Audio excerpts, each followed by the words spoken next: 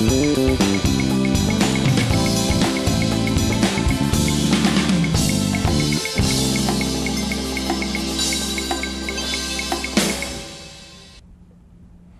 to Lowcountry View with Earl Yates.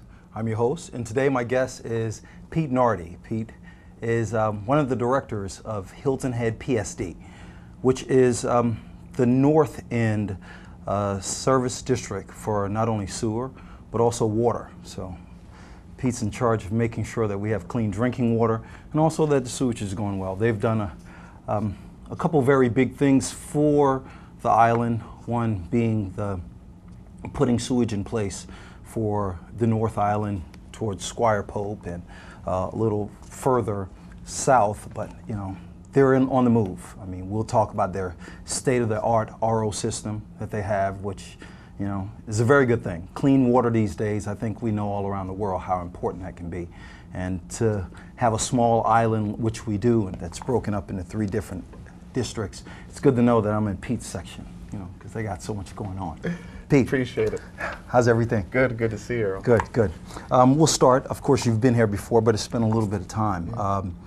Give the viewers a little background of who you are, where you're from, how long you've been here, sure, and what you do for PSD. Okay, well, my name is Pete Nardi. I've been with the utility since 2004. Been in the Lowcountry since 2000. Former reporter for the Island Packet. Worked for the Beaufort County government for a while in public affairs for them, and then joined the PSD. Over there, I function as kind of one of the assistant managers, public relations, human resources, variety of tasks for them. We've been busy, as you know. Sewer in the North End has been a big project for us, and something long desired by the town, by the community, and it's really been happening the last few years.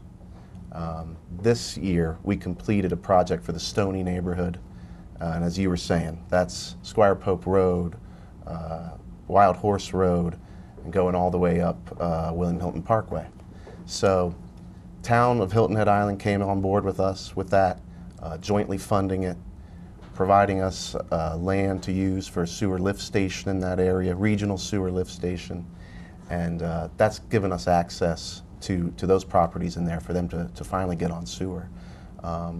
And it's been going well. The project opened up 130 plus properties immediately, gave them access. And then the bigger item of it is it provides us the ability to start to talk to people on side streets and do neighborhood projects, do street projects to give them sewer as well. The history with septic on the island has been spotty. You know, there's been a history of septic problems. We've got that high groundwater table. A lot of tree roots, and septic systems can be problematic. So really, with everything we do wastewater-wise on the island, you know, it is our goal to have 100% sewer access, 100% connection. And big thing is it's community effort. You know, we've got Project SAFE. I'm sure you're aware of sewer access for everyone. That's a fund of the Community Foundation of the Lowcountry. PSD customers contribute to it. And that's a source for folks to, you know, income qualified, get on the sewer system, so that the system doesn't become something that's there for them but not affordable.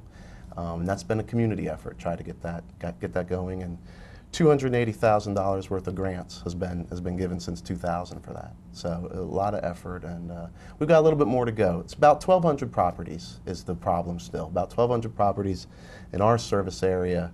North End to Mid-Island, still lacking sewer access. So that's what we've been about, the business of doing the past few years. And a lot of progress. Right now, probably about 8% of PSD customers are still without that access. We started in 03, 04 with 20% lacking access. So really it's been everybody working together. We've gotten that done.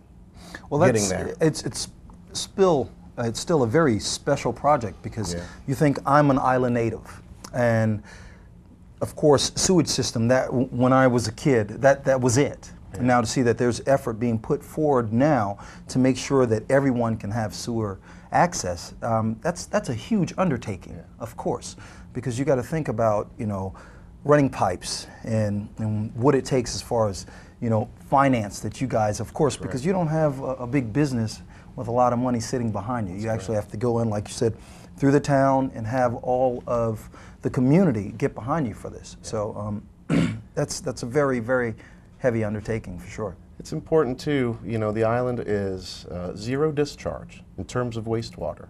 All the wastewater treated on the island through our sewer systems is going two places. It's either going for our golf course irrigation or it's going into wetlands here on the island, that the reclaimed water really sustains those wetlands. You have them in the south end of the island, you have them in the north end. Without the reclaimed water, we wouldn't have those habitats. So that's a part of extending the sewer system, is optimizing our reclaimed water as best we can. Get all the potential customers on it, maximize what we can do reclaimed water-wise, both for the wetlands and for the golf course irrigation. So it's a real part of the island's, it's part of the heritage, and it's part of what we need to be about going forward. So it's been a big effort on our part, and we're not done with it yet. And the town's been a big partner. We just held Sewer Summit 3. Hilton Head PSD Commission, Hilton Head Island Town Council met last month, and there really was a meeting about reaffirming the partnership.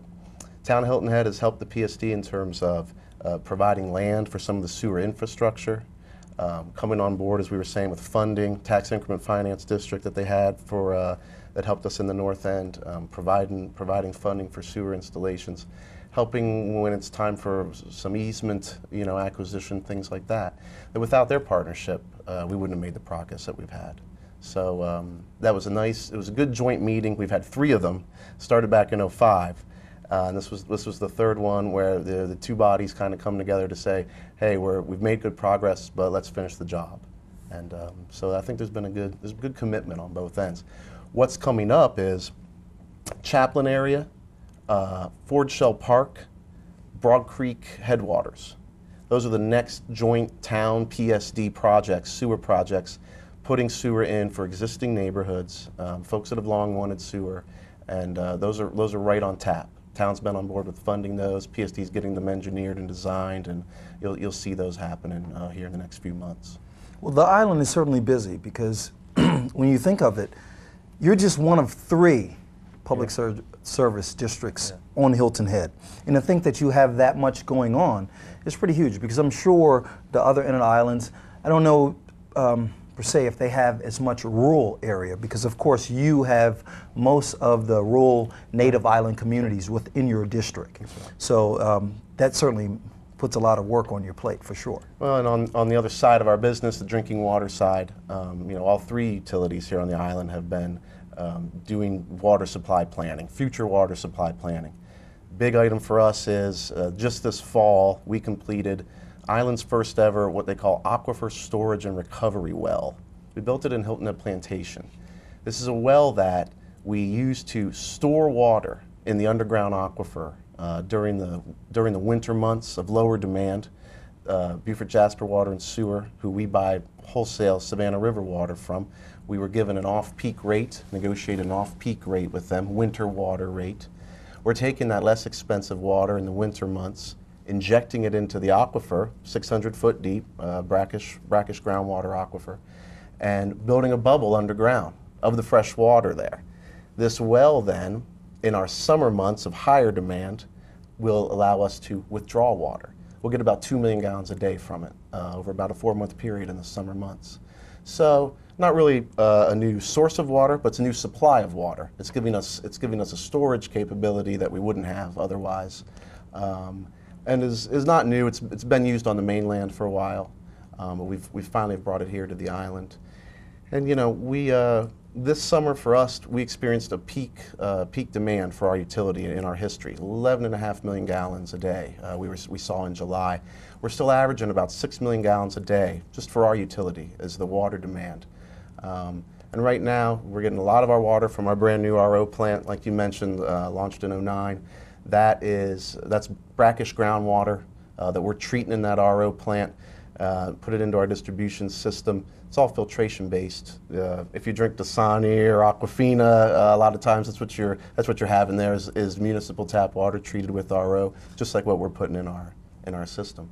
And then we still are using our upper Floridan wells That's the traditional source of water here on the island, this 150-foot deep upper Floridan aquifer, but it's going salty. That's where we've had the issue of the saltwater intrusion. We've had to do our RO project. We've had to do this ASR project, not really for growth, but to replace water supply that we've lost as a result of the saltwater intrusion into that shallower aquifer.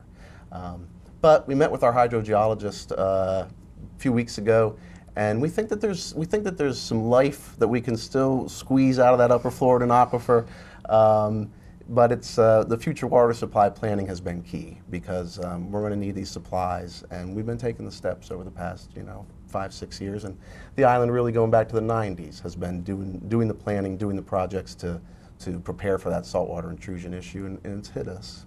But we're in good shape for it. We're in good shape. Well, Pete, it was wonderful having you on. First of all, I like having you on just like the last time, because I don't have to talk much. You have all your information. You know exactly what our viewers need to hear. And the second part is, it's a very important thing for us to know what's going on with someone that's so vital in our community as you are for PSD.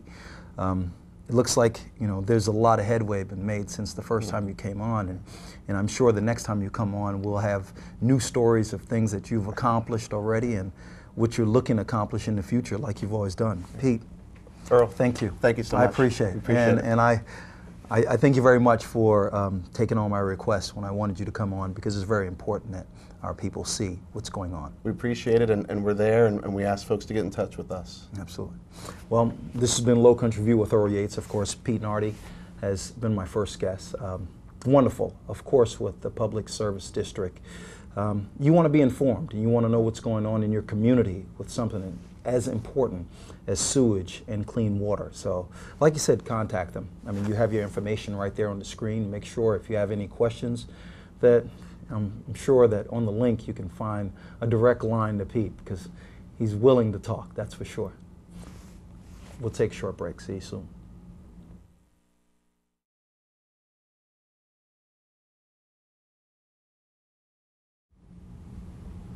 Welcome back to Lowcountry View with Earl Yates. I'm your host, and for my second part, a very special guest, Nick Misina.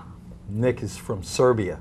Now, the great importance of having Nick on my show today is there is a very large amount of our hospitality, food and beverage people on the island now that are from Eastern Europe and also Western Asia, and certainly lots from the Baltic areas of Europe. You have Croatia and, of course, Serbia, where he's from. I'm pretty partial to Serbia, of course, but you have to understand the type of people that you have around you and the different types of citizens which you have in your community to actually know what your community is about. And having Nick on is a very, very great thing. So you can see the type of people that we have, that influx of so many different nationals here on Hilton Head. Nick. Hello, Earl. How are we doing, Nice to be here. Nice to be here. Well, it's fantastic to have you on. Let's just start. Let our viewers know where you're from.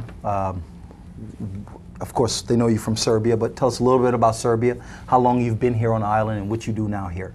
Sure. I used to live in Belgrade, capital city of Yugoslavia at that time, until 1991, and then now capital city of Serbia. I've been here from 2008, so last almost 3 years. I've been working in a hospitality field as the restaurant manager, and then I love living on the island so far. So now, of course, Belgrade, fantastic city. Right. You have the city life. Here it is. You're a very young guy. You're enjoying city life in a very fast-paced European city, and now you're on Hilton Head. How was that change for you when you got here originally? Right. Yes, that's a good question. The living in a big city, you have all those bars, nightclubs, everything behind your apartment, but the island is great to live, especially if you're not a single guy. I'm here with my wife, so it's great living as a family on the island. Nice beaches, nice restaurants, nice. Once you get used to that kind of life, it's absolutely awesome. Now, of course, we think of Hilton Head. Of course, when you hear of, it's popular in the United States. It's a very big tourist destination, but you're from Serbia. How did you find out about Hilton Head when you were going through your choices of deciding where you were going to go to pursue your career in hospitality? Right. Well, I was studying in Switzerland in 2007. I went there to gain my postgraduate degree in hospitality management, and then we had a lot of hotels like a Marriott, Hilton, Hyatt coming there, interviewing the hospitality students. I passed the interview with Marriott. They offered me Hilton Head Island. I didn't know much about Hilton Head Island. I Googled it, saw it on Google Earth. I saw the lovely beach. I saw the, nice weather during the winter time, no snow. So I said, yeah, why not? Sign me up. So yeah, that's how I came here. Now you've been here, and of course I had the pleasure of working with you for a very short period of time before relocating. So the determination, it just seems like not only when I was in Serbia, but here, right. The Eastern European work ethic seems to be a very strong thing. Now, how did you find, as far as when you got here, was there a difference as far as the work ethic and the management style of here in America than there is in Serbia? Sure, there is two completely different worlds. I would say different management styles, different the professional behavior in your work. But you know what? If you come over here, if you invest a lot of money in your school education, in your visa, I would say you have to work hard, to exceed the company's expectations. Number one. Number two, the management style over here is, I can say, much better than in those countries. You can really succeed without any connections, without knowing somebody from the top.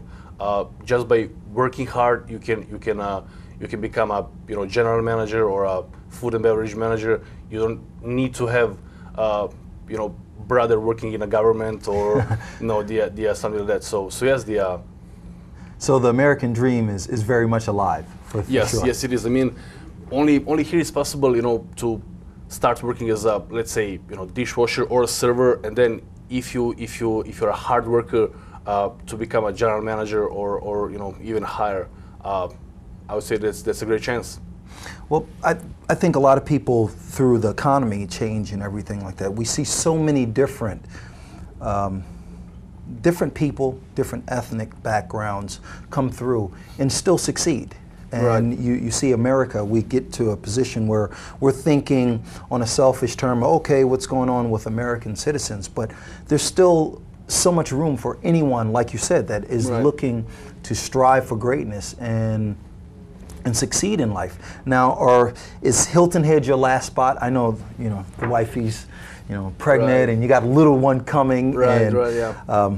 Your future's bright. I mean, you're right. a hardworking guy, and you continue to climb the corporate ladder. Is this your last spot? You see Hilton Head as someplace you want to raise your kid? This is a perfect place for for a family, as I said, for the raising the kid. But of course, I mean, I like to travel. I like to see other cities, maybe to live in other states, in bigger city, maybe to explore. Every person likes to travel, doesn't like to live, grow up, and retire in the same city. Especially me, I like to explore other opportunities. So definitely, I can say that my future is not predictable, that much. Well, that's a good thing. I mean, you're a very young guy, so having a predictable future is certainly something you don't want. Right. Now, Serbia, tell us a little bit about Serbia. I mean, I know you said a little bit about Belgrade, but, the time that I've spent in Serbia, it's such a lovely place. And I think the one advantage a lot of European cities have over some places in America is how small knit, no matter how large it gets, right. how small knit the communities are. Hilton Head is a much different place than most places sure. in the United States. It's not a very good depiction of the United States, but right. it's great to have the tradition, which you still have in Serbia, to right. where every person is like a neighbor, no matter how far apart they are. Yeah, that's true. In my city, you know everyone by name. You know, let's say you know your neighbor. You know when you go into the store, the cashier knows they knows you by name, calls you by name. They know what kind of bread you like. I mean, it's a place with I would say with a great food, great people, excellent nightlife, great restaurants. Nowadays, you can see on internet the promotion for Serbia. It's all about the food. It's all about the organic, natural food. Every region in Serbia, I believe every region in other Eastern European countries, they have their own, the best foods that they're familiar for. Is it a barbecue or meat or pastries? I mean, as I said, you have to come to Serbia to try the great meals, the great food that we have. And of course, the pivo there is fantastic. Yeah, yeah. Well, I think what I enjoy most about the working class of Serbians is it's just a very friendly place. And most Right. people there, they operate on a level, I mean, the little time that I spent there, by the time I left, I was already going to miss some people there that just saw me, like you said, in the grocery store, the usual greetings and things like that. Right. And I was open to that only because of course, having Serbs and Bulgarians and Croatians and Turkish people here on Hilton Head and be a very, very vital part of this community. And like I said, we are about hospitality here on Hilton Head. Right. Throughout the tourism industry, and to have, the Eastern European reflection and views of how things should be is a very welcome thing. I can say that for sure. Right. Yeah, I would say that's kind of a big similarity between the Hilton Head Island and Eastern Europe hospitality. That's something that that it's very, very, very similar, and I would say I fit in this. Oh man, You fit in this perfectly. Yeah. I mean, I can tell. I mean, when you're in the hotel, you are a phenomenal guy. I mean, you're one of those people that everyone wants to work for sure. Not only are you very driven, but come on, you have the personality of a rock star by all Right. means. I'm sure after this show is over, you're gonna get tons of calls of people going, "Hey, I want Job Nick." offers. Absolutely, Job I offers want in Nick in my hotel for restaurant. sure. Right. Nick, it was a pleasure, sir. Thanks, Thank you. Earl. I mean, it's very important to have your voice on, because it's a very big voice in the community. And it's a voice that we all need to hear and understand that our community here on Hilton Head is, like I said, is very unlike most communities throughout the United States. We have personalities, cultures, and people in general from so many different places. And to understand their culture is basically not only to tip ourselves on the hat, but also to have us better understand what we're all about. So thank you for visiting. This is Lowcountry View with Earl Yates. My guest, of course, Nick Misina. Nick, finish with, please. Thank you for visiting Earl Yates. This is Lowcountry View. Have a good day. In Serbian, of course. In Serbian? May I do that? Absolutely. Ovo je bio Lowcountry View sa Earl Yatesom. Hvala što ste nas gledali. Vidimo se sljedeće nedelje u isto vreme. Prijatno. Wow, that's special. You guys have a great day. Thank you.